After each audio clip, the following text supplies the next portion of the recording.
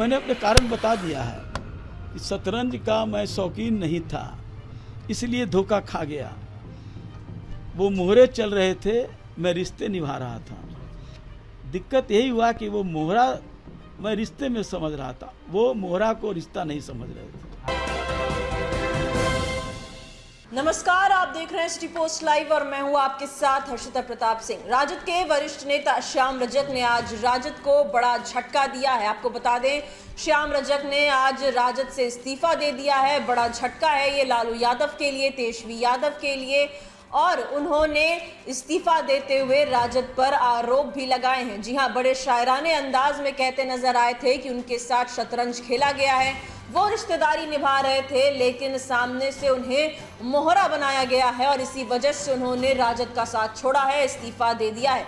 और इस्तीफे के बाद बड़ा खुलासा करते भी नजर आए हैं श्याम रजक, क्यों उन्होंने इस्तीफा दिया और आगे की उनकी प्लानिंग क्या है, सब कुछ बताते नजर आए हैं। तो क्या कुछ कह रहे थे, पहले आप वो सुने।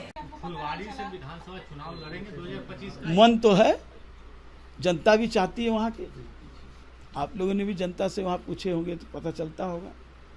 तो क्या यही बातें हैं जो तेजस्वी आपका नहीं माने थे क्या? नहीं, ये कोई बात नहीं, अभी तो दिन है चुनाव का। आपने आज राजद से इस्तीफा दिया है, क्या कारण रहा सर? मैंने अपने कारण बता दिया है कि शतरंज का मैं शौकीन नहीं था, इसलिए धोखा खा गया। वो मोहरे चल रहे थे, मैं रिश्ते निभा रहा था।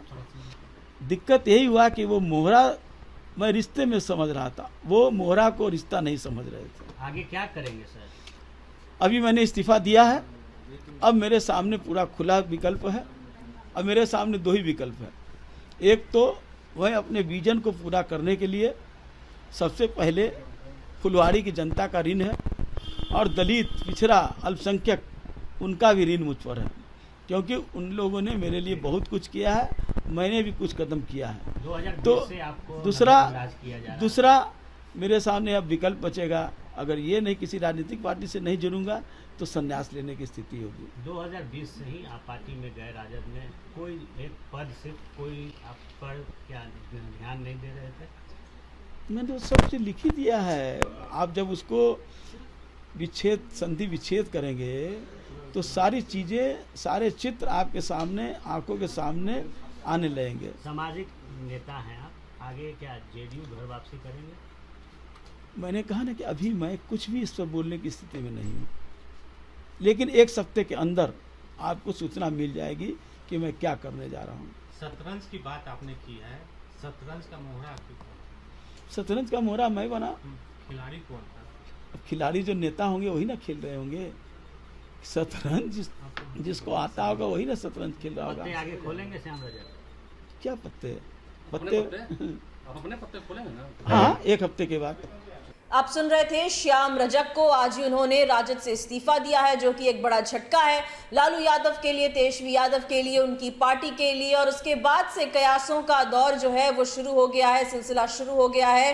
ये माना जा रहा है कि अब वो जेडीयू का साथ दे सकते हैं, लेकिन इसको लेकर साफ तौर पर कुछ नहीं कहा है। श्याम रजक ने यहां तक कह दिया कि अगर किसी पार्टी के साथ वो नहीं जाते हैं तो वो संन्यास भी ले सकते हैं। जी हां, राजनीति से संन्यास लेने की बात भी कहते नजर आए श्याम रजक। साथ ही साथ आने वाला विधानसभा चुनाव लड़ने की भी इच्छा जता रहे थे। और जब उनसे सवाल किया गया कि क्या यही वजह थी, क्या उनकी कुछ शर्तें थी विधानसभा चुनाव को लेकर जो राजद नहीं माना, तेजस्वी यादव नहीं माने, इस पर कुछ भी सीधे तौर पर तो कहते नजर नहीं आए, लेकिन नाराजगी जताते नजर आ रहे थे राजद से, तेजस्वी यादव से।